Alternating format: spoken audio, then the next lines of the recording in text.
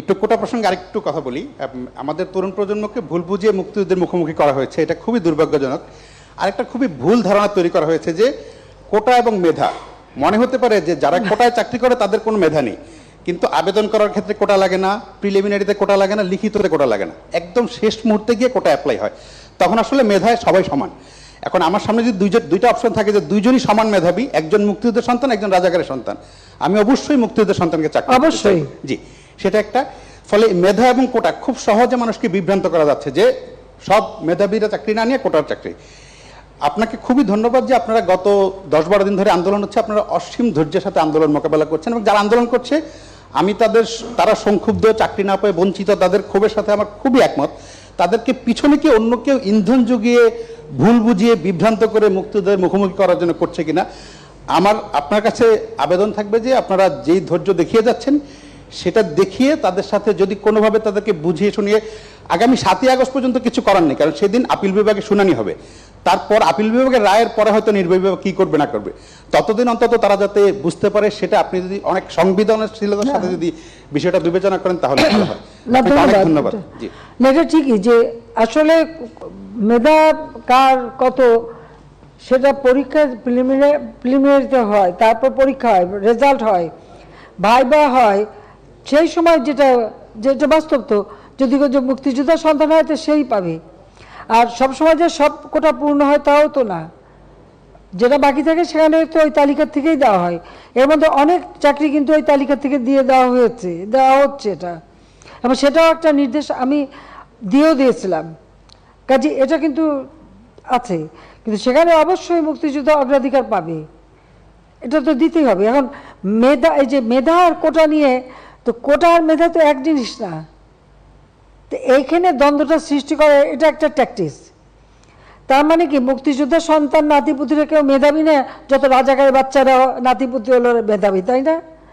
কিন্তু এটা ভুলে গেলে চলবে না যে যাদেরকে মেধাবী না বলছে তাদের হাতে কিন্তু ওরা পরাজিত।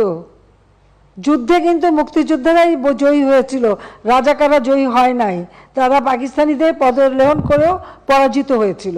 এই কথাটা মনে রাখা উচিত যে তারা তো পরাজিত হয়েছিল, তো তাদের মেধাটা কোথায়? সেটা আমার প্রশ্ন। মাননীয় প্রধানমন্ত্রী, কোটা বিরোধী আন্দোলন চলছে এখন পর্যন্ত। মুক্তিযোদ্ধাদের অনেকে, আজকে সকালেও একজনের সঙ্গে কথা হচ্ছিল যিনি মীর কাসিম আলীর সাক্ষী দিয়েছেন, তার সাক্ষ্য প্রমাণের ভিত্তিতে খুবই শক্তিশালী সাক্ষী, আমি তার নিরাপত্তার স্বার্থে এখানে নাম পরিচয় বলছি না। তার স্ত্রী ক্যান্সার আক্রান্ত, তার নিজের শরীরের অবস্থা খুব খারাপ, কিন্তু চিকিৎসার টাকা নেই। এই আমাদের মুক্তিযোদ্ধাদের অবস্থা এখন পর্যন্ত, এবং তাদেরকে উদ্দেশ্য করে প্রতিনিয়ত অবমাননাকর বক্তব্য রাখা হচ্ছে। ঠুসঠাস কোটা থেকে শুরু করে নিশ্চয়ই আপনার নজরে এসেছে। তিনি তার ব্যক্তিগত অসুবিধার কথা বলার সাথে সাথে গণমাধ্যমে দেখেছেন যে আজকে আপনার সংবাদ সম্মেলন, এ বিষয়ে আপনার দৃষ্টি আকর্ষণ করার জন্য অনুরোধ জানিয়েছেন। এই অবমাননা তারা সহ্য করতে পারছেন না, কিছু করণীয় এই রাষ্ট্রের আছে কিনা। যারা কোটা বিরোধী আন্দোলন করছেন তারা সব সমাধান আপনার কাছে চান, তারা আদালতের পথে যেতে চান না, এবং সমাধান নির্বাহী বিভাগের প্রধান হিসেবে প্রধানমন্ত্রী শেখ হাসিনা কোটা রাখবেন না কোটা রাখবেন না। ধন্যবাদ মাননীয় প্রধানমন্ত্রী। ধন্যবাদ। কোটা বাদ দিলে কি অবস্থা হয়, তখন কি অবস্থা হয়েছে, বেশি দূর যাওয়া লাগবে না। এবারেই দেখেন, ফরেন সার্ভিসে মাত্র 2 জন মেয়ে চান্স পেয়েছে এবার, আর পুলিশ সার্ভিসে মাত্র 4 জন মেয়ে চান্স পেয়েছে। নারীর অধিকারের কথা বলি, সব ধরনের ব্যবস্থা রেখেছি। মুক্তিযুদ্ধের পর জাতির পিতাই তো বিশেষ করে সেই নির্যাতিত নারী সহ নারীদের জন্য চাকরির ক্ষেত্রে 10% রেখেছিলেন, মুক্তিযোদ্ধাদের জন্য 30% রেখেছিলেন। এখানে আমি যখন সরকারে আসি তখন থেকে আমার ছিল যে ঠিক আছে, এই যে 30% যদি পূর্ণ না হয় বা 20%, যে কোটাটা পূর্ণ না হবে সেখানে যারা পরবর্তী থাকবে তালিকায় তাদের ভিতর থেকে সেখানে নিয়োগ দেওয়া হবে। সেটাই কিন্তু আমরা শুরু করে দিয়েছিলাম। তারপরেও যখন আন্দোলন শুরু হলো সব বন্ধ করলাম, কিন্তু বন্ধ করার পর আজকে ফলাফলটা কি দাঁড়াচ্ছে। আর আমি একটা জিনিস আমি বুঝি না, সেখানে আমাদের দেশের নারীরা তো কোনোদিন সেক্রেটারি হবে ভাবেনি, ডিসি হবে ভাবেনি, এসপি হবে ভাবেনি, এমনকি কোথাও তাদের পদায়নও ছিল না। আওয়ামী লীগ সরকার আসার পরে আমি প্রথম সেনাবাহিনী, নৌবাহিনী, বিমান বাহিনী প্লাস পুলিশে কিন্তু জাতির পিতা বঙ্গবন্ধু শেখ মুজিবই কিছু অফিসারের চাকরি দিয়ে গিয়েছিলেন সেই পুলিশ বাহিনীতে নারীদের। প্রশাসনের ক্ষেত্রে প্রথম সচিব কিন্তু আমি করি, এবং প্রথম এসপি, ডিসি, এরপরে একবারে মানে ওসি, সমস্ত জায়গায় যেন নারীদের একটা অবস্থান থাকে সেটা আমরা নিশ্চিত করি। লেখাপড়ার দিক থেকে জাতির পিতাই শুরু করলেন মেয়েদেরকে অষ্টম শ্রেণী পর্যন্ত প্রথমে অবৈতনিক করে দেওয়া, সেটাকে 12 পর্যন্ত 12 ক্লাস পর্যন্ত অবৈতনিক। পার্লামেন্টে কিন্তু মেয়েদের জন্য আলাদা সিট রেখে দিলেন, সংরক্ষিত আসন, যেন নারী নেতৃত্ব গড়ে ওঠে। তো নারীদের এই যে সুযোগগুলি আমরা সৃষ্টি করেছি কেন? যাতে করে অর্থনৈতিকভাবে তারা স্বাবলম্বী হতে পারে, নিজের পায়ে দাঁড়াতে পারে নিজেরা। তো আমার প্রশ্ন হচ্ছে যে সেই সময় যারা আন্দোলন করেছিল তার মধ্যে অনেক মেয়েরাও ছিল। নারী কোটা চাই না, যিনি বলছেন নারী কোটা চাই না, মেধা দিয়ে চাকরি পাবে, সে কি চাকরি পেয়েছে? সে কি বিশেষ পরীক্ষা দিয়েছে? বিশেষ পরীক্ষা কি সে মানে প্রিলিমিনারিতেই সে জায়গা করতে পেরেছে?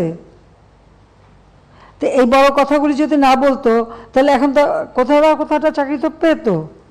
দ্বিতীয় কথা হচ্ছে আমাদের দেশের যে সমস্ত এলাকাটা যদি আপনি দেখেন, সব এলাকা তো সমানভাবে উন্নত না, অনগ্রসর সম্প্রদায়ও আছে, আর কোনো কোনো এলাকা সেই সব এলাকার মানুষের কি কোনো অধিকার থাকবে না? তো সেই অধিকারের কথা বিবেচনা করেই তো প্রত্যেক জেলা থেকেও যেন কেউ কোনো মানুষ অন্তত চাকরি পায় সেই ব্যবস্থা নেওয়ার কথা। আজকে যদি আপনি বিভিন্ন মানে কোটা বন্ধ করে দেওয়ার পরে যদি হিসাবটা নেন, কোথাও কোথাও দেখা যাচ্ছে যে কোনো কোনো জেলা 23টা জেলার একটা লোকও পুলিশের চাকরি পায়নি, বা প্রশাসন বা কোথাও 42 BCS আমরা স্পেশাল মানে পরীক্ষা নিয়ে শুধু ডাক্তার নিয়োগ দিয়েছিলাম। এখানে মেডিকেল সেক্টরে আমি মেয়েদের সংখ্যাটা বেশি দেখি, কিন্তু অন্যান্য ক্ষেত্রে যদি আমরা দেখি সেখানে তো সবসময় পিছিয়ে থাকা। তো লাভটা কি হলো? মুক্তিযোদ্ধারা খুব ধরলো, তারা মামলা করলো।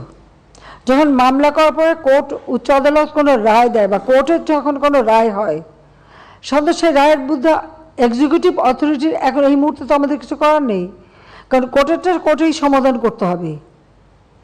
এখন যারা আন্দোলন করছে তারা তো আইন মানবে না, আদালত মানবে না, সংবিধান কি তারা চেনে না, বা একটা কার্যনির্বাহী অর্থাৎ একটা কাজ করতে গেলে তার যে নীতিমালা, বিধিমালা বা ধারা থাকে সেটা, বা একটা সরকার কিভাবে চলে এ সম্পর্কে কোনো ধারণাই এদের নাই, কোনো জ্ঞানই নাই। হ্যাঁ, পড়াশোনা করছে, ভালো নাম্বার পাচ্ছে, সেটা ঠিক, কিন্তু ভবিষ্যতে এরা তো নেতৃত্ব দেবে বা এই দেশটা চালাতে আসবে, তাদের তো এই ধারণাগুলি দরকার। আমাদের সংবিধান কি বলে সেটা তাদের জানা উচিত। আমাদের একটা রাষ্ট্র পরিচালনায় কী ধরনের কাজ হয় সে সম্পর্কে তাদের কোনো ধারণা আছে? সে ধারণা তো আমরা দেখি না। আজকে যখন আদালতে চলে গেল, তা আদালতে সেটা সমাধান, এবং আদালত তাদের সুযোগ দিয়েছে, বলেছে আপনারা আসেন আর্গুমেন্ট করেন, বলেন, তা আদালতে যাক, বলুক না, তারা রাজপথেই সমাধান করবে।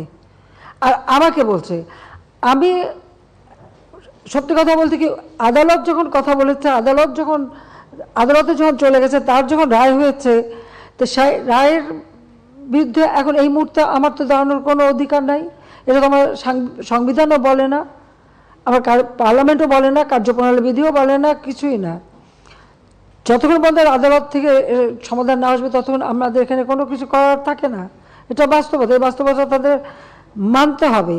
আর যদি না মানে কিছু করার নাই, আর রাজপথে আন্দোলন করতেই থাকবে, তবে কোনো ধ্বংসাত্মক কাজ করতে পারবে না।